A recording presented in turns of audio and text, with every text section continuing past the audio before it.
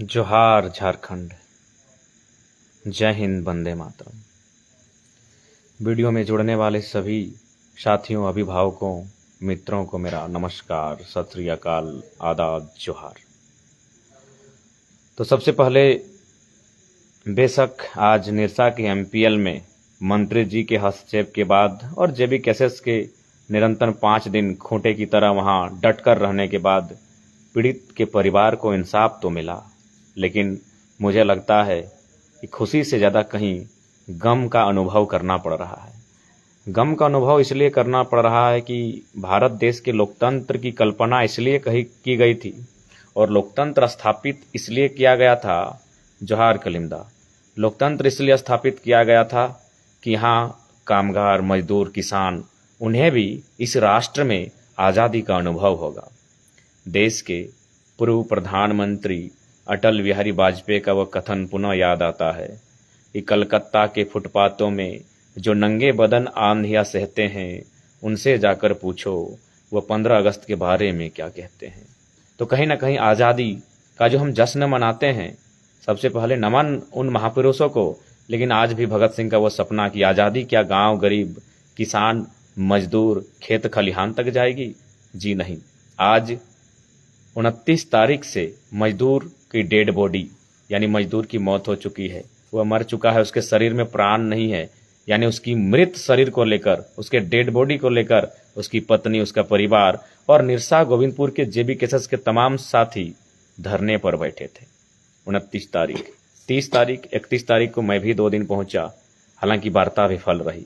Pressure बना, हम लोग मीडिया का सहारा लिए, सोशल मीडिया का सहारा लिए, ट्विटर का सहारा लिए और फाइनली ये बात राज्य के मंत्री माननीय श्री चंपई सोरेन जी तक पहुंची।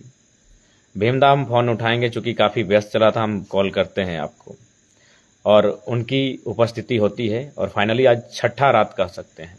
5 दिन और छठी रात आज, अगर आज को गिन लिया जाए तो 5 दिन और छठी रात के बाद उस डेड बॉडी को इंसाफ मिला। बेशक इंसाफ मिला, 15 लाख का मुआवजा मिला और एक नौकरी मिली। बेशक खुशी की बात है, लेकिन तकलीफ और दर्द की बात है कि एक लोकतांत्रिक देश में एक डेड बॉडी को 120 घंटा से अधिक सड़क पर रहना पड़ा, जिसमें सांस नहीं, जो मर चुका है, जिसकी कोई आस नहीं, उसकी इंतजार शमशान कर रहा था, जिसको दफन होना था, इस दुनिया से विदाई लेना था, वह पार्थिव शरीर, वह डेड बॉडी 120 घंटा तक एमपीएल के गेट पर पड़ा रहा। ये कितना दुर्भाग्य और कितना शर्मनाक विषय है लोकतांत्रिक देश के लिए। क्या उन कंपनी मैनेजमेंट में इतनी मानवता नहीं जो अरबों रुपए का टर्नओवर करती है, अरबों का खेला करती है, प्रत्येक दिन लाखों का इनकम करती है? उस कंपनी में इतनी मानवता नहीं? क्या ये कंपनी का मतलब है केवल पूंजी?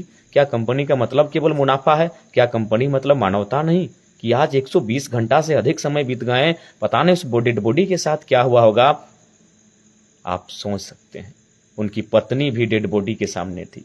आखिर एक पत्नी वो तो चाहेगी कि मेरा पति अगर स्वर्गवासी हो चुका है तो जितना जल्दी हो सके इसे शमशान, कब्रिस्तान, जो भी हमारे नियम कानून है उसके माध्यम से इसकी अंत्येष्टि किया जाए, अंतिम क्रियाक्रम किया जाए। लेकिन वह पत्नी भी डेड बॉडी के साथ बैठी रही। क्या उम्मीद लेकर बैठी थी वह पत्नी? डेड बॉडी के साथ यह उम्मीद लेकर बैठी थी कि ठीक है, मेरे पति तो इस दुनिया में नहीं रहे, लेकिन जो मैं आंदोलन कर रही हूँ, जो मुआवजा मिलेगा, 4 लाख मिले, 10 लाख मिले, 15 लाख मिले, कम से कम मेरे पति के बाद जो उनकी गैरहाजिरी में मुझ पर जो आपदा आएगी, विपदा आएगी, जो विपत्ति आएगी, जो संकट आएंगे, कम से कम उस आर्थिक स्थिति का संकट जो उत्पन्न होगा उसका सामना कर सके। नहीं तो एक पत्नी कभी नहीं चाहेगी। एक पत्नी इतनी खुदगर्ज नहीं है कि वो अपने पति की डेड बॉडी के साथ बैठेगी, लेकिन क्या करेगी? बेचारी बैठी इसलिए थी कि आने वाले बच्चों का, जो उनके जो बच्चे हैं, जिनका भविष्य आने वाला है, उनका सवाल था। वो पत्नी भी कितनी धैर्यवान थी कि आज अपने 6 दिनों तक लगातार धरने पर बैठी रही। कभी कभी उस बहन को देखने के बाद हमें लगा कि कहीं इनके साथ कोई अनहोनी ना हो जाए। इस प्रकार उन्होंने संघर्ष किया। उनके संघर्ष को नमन करते हैं, जोहार करते हैं। वह बेबस, लाचार इसलिए बैठी रही ताकि उसे इंसाफ मिले और कम से कम उसका जो आने वाला भविष्य, यानी उनके जो बच्चे हैं, जो शायद 10वीं क्लास में उनकी बेटी पढ़ती है और बेटा थोड़ा बड़ा है लेकिन शायद पढ़ लिख नहीं पाया होगा गरीबी के कारण, उसे एक आर्थिक स्थिति बेहतर हो सके जीवन का। इस ढांढस, इस उम्मीद के साथ, इस धैर्य के साथ उनकी पत्नी भी बैठी रही। तो कहीं ना कहीं ये बहुत दुखद, पीड़ादायक विषय रहा, बहुत ही पीड़ादायक विषय रहा कि एक मजदूर को 120 घंटा मरने के बाद इंतजार करना पड़ा इंसाफ के लिए। मरने के बाद 120 घंटा से अधिक समय इंतजार करना पड़ा। तो इसके लिए इस आंदोलन में जो अंततः जीत हुई, हालांकि तकलीफ इस बात की कि 120 घंटा एक मजदूर को मरने के बाद रहना पड़ा, लेकिन जीत जो हुई उसके लिए जो सूबे के मंत्री आए, सड़क परिवहन आदिवासी कल्याण मंत्री माननीय श्री चंपई सोरेन, उनका अहम योगदान, आभार।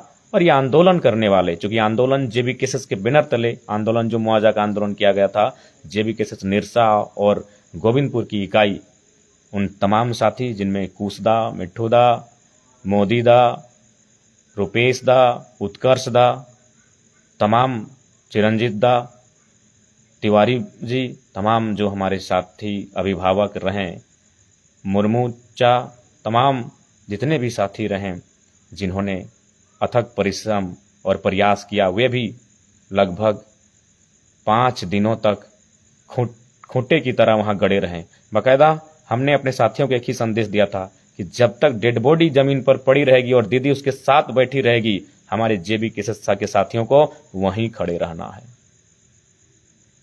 मैंने यही एक संदेश दिया था, क्योंकि हमारी भी कार्यक्रम यहाँ वहाँ था, और इसलिए हमारे जो जेबी केसेस निरसा और गोविंदपुर के साथी थे, उनको मैंने एक ही संदेश दिया था कि जब तक दीदी अपने पति की डेड बॉडी के साथ यहाँ बैठे रहेगी, धरने पर रहेगी, तब तक आपको भी उनके समर्थन में अडिग रहना है, खड़ा रहना है, हौसले के साथ रहना है।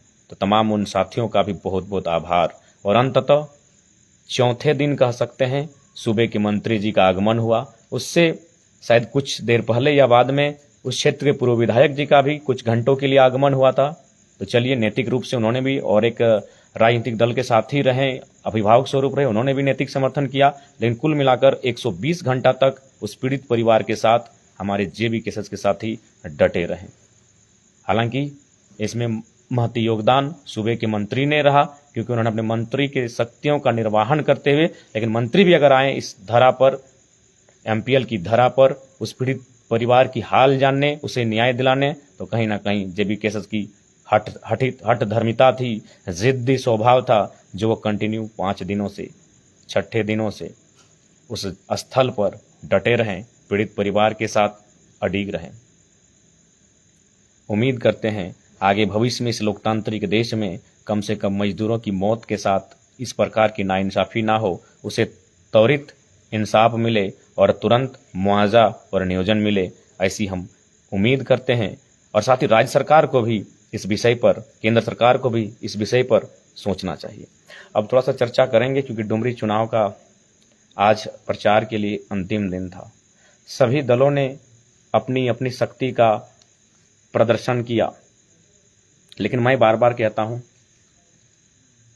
कि राजनीति, जो देश के प्रधानमंत्री अटल बिहारी वाजपेयी जी का ही कथन था कि सरकारें आएंगी, सरकारें जाएंगी, पर यह देश रहना चाहिए। मुझे भी लगता है आज डुमरी की जो स्थिति है कि विधायक आएंगे, नए बनेंगे, लेकिन ये क्षेत्र रहना चाहिए, वहाँ के लोगों के बीच एक प्रेम और सौहार्द की भावना रहनी चाहिए। इसलिए मैं तमाम साथियों से, और विशेषकर चूंकि जैसा कि चर्चा है, मुकाबला एनडीए और इंडिया के बीच है, लेकिन माननीय रिजवी साहब भी त्रिकोण की भूमिका में है। लेकिन मैं एनडीए और इंडिया के जो कार्यकर्ता समर्थक हैं, उन्हें कहीं ना कहीं रिजवी साहब के जो समर्थक हैं उनसे सीखना चाहिए। अभी तक रिजवी साहब के जो समर्थक हैं, मैंने नहीं देखा किसी सोशल मीडिया के प्लेटफॉर्म पर स्वर्गीय दामोदर बाबू या स्वर्गीय जगन्नाथ बाबू को लेकर कोई टिक्का टिप्पणी किया हो। लेकिन एनडीए यूपीए के समर्थक इस बात को नहीं सोचना चाहिए, रहना यही है हमें। अतः दोनों इस दुनिया में नहीं है। माननीय जगन्नाथ बाबू जो शिक्षा मंत्री रहे सूबे के, माननीय दामोदर बाबू जो क्षेत्र के आंदोलनकारी रहे, आज वो दुनिया में नहीं है। अतः मैं यही संदेश देना चाहूँगा, बिल्कुल रविंदर दा, जेबी केसेस के आंदोलन के कारण, जिद के कारण, हट के कारण ही मंत्री महोदय को घटनास्थल पर आना पड़ा। खैर, जैसे भी आए उनका सम्मान करते हैं, धन्यवाद करते हैं। तो मैं कह रहा था कि कहीं ना कहीं वो दोनों शख्स नहीं रहे। अतः आलोचनाएं स्वाभाविक है, लेकिन आलोचनाओं में घृणित स्वभाव नहीं होना चाहिए। आलोचनाओं में केवल आलोचना होनी चाहिए, नफरत की बदबू नहीं आनी चाहिए। अतः माननीय सूबे के शिक्षा मंत्री जो रह चुके श्री जगन्नाथ, स्वर्गीय जगन्नाथ बाबू, स्वर्गीय दामोदर बाबू, दोनों नहीं रहे, किंतु बहुत सारे समर्थक अभी भी देखते हैं उनके ना होने के बावजूद उन पर टीका टिप्पणी करते हैं। अतः मैं विनम्र प्रार्थना करूंगा। और साथ ही चाहे राजू बाबू रहें या प्रदीप बाबू रहें, दोनों भाई समान हैं। हालांकि दोनों अभी प्रतिद्वंदी हैं। प्रदीप बाबू शायद बीमारी को लेकर ग्रसित हैं और राजू बाबू भी कुछ अपना पिताजी के देहांत के बाद बागडोर संभाले हैं। तो मैं एक निवेदन यह भी करना चाहूँगा कि प्रदीप बाबू की जो बीमारी है उसको लेकर कृपया कोई टीका टिप्पणी ना करें। आलोचनाएं होती रहेंगी, आलोचनाएं होनी चाहिए, लेकिन चाहे राजू बाबू रहें या प्रदीप बाबू रहें, दोनों उसी क्षेत्र के हैं। अतः दोनों के व्यक्तिगत जीवन, व्यक्तिगत चरित्र पर किसी प्रकार की टीका टिप्पणी करने से परहेज करें। और बाकी दोनों माताएं, दोनों ही आंदोलनकारियों की विधवाएं हैं। दोनों को चरण स्पर्श मेरा। उम्मीद करते हैं दोनों डुमरी के बेहतर भविष्य के लिए 5 तारीख को उनको मतदान किया जाएगा। और निश्चय ही जहाँ तक सहानुभूति का विषय है, दोनों ही माताओं को जाता है, दोनों ने अपने पतियों को खोया है और दामोदर बाबू का भी क्षेत्र में कहीं ना कहीं संघर्ष रहा है और मंत्री जी का तो रहा ही है। तो अतः यह एक ऐसा चुनाव है, एक ऐसा वैचारिक द्वंद्व है जिनमें 2 माताएं शीर्ष स्थान पर हैं। हालांकि रिजवी साहब त्रिकोण की भूमिका में है, लेकिन मुझे लगता है उनके समर्थक बेहतर कार्य की, ना कोई आलोचना, ना कोई टीका टिप्पणी, और अगर हुआ होगा तो मुझ तक जानकारी ऐसी नहीं है। उन्होंने अपना काम किया होगा। तो ठीक उसी प्रकार जो बाकी समर्थक हैं, एनडीए के हों या इंडिया के हों, कृपया आलोचनाओं में आलोचना होनी चाहिए, घृणित भाव नहीं दिखना चाहिए, नहीं झलकना चाहिए, ऐसी कामना करते हैं। बाकी उम्मीद करते हैं आज प्रचार थम चुका है। डुमरी की जनता अपने बेहतर भविष्य का इजाद करेगी, अपने बेहतर भविष्य की तलाश करेगी। मैं जितने भी प्रत्याशी हैं सभी को शुभकामनाएं देता हूं। उनका बेहतर, वे अपने क्षेत्रवासियों के लिए बेहतर विकल्प बने। और पुनः जय हिंद, जोहार झारखंड।